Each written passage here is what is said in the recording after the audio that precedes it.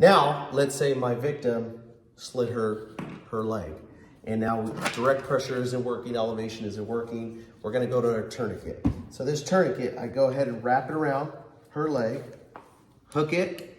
I'm never go over the joint, right? So we don't wanna be over the knee, and I'm gonna tighten it as tight as possible. And then I'm gonna go ahead and ratchet until I control the bleeding.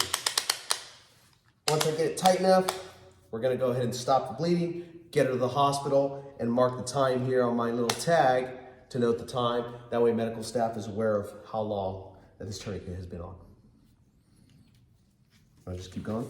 Do it again? Just keep going? Oh, okay. Oh yeah, if I can add it. It's up to you, whatever's easy. Okay.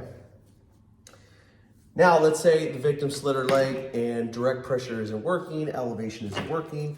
I'm gonna go ahead and grab my tourniquet.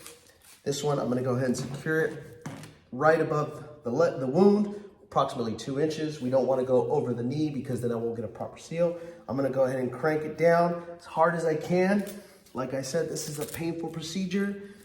And then I'm gonna use my windlass or my stick and tighten it down until I control that bleeding, okay? If you notice I have a holder here, I'm gonna put that stick into the holder once I stop the blood flow, and then this valve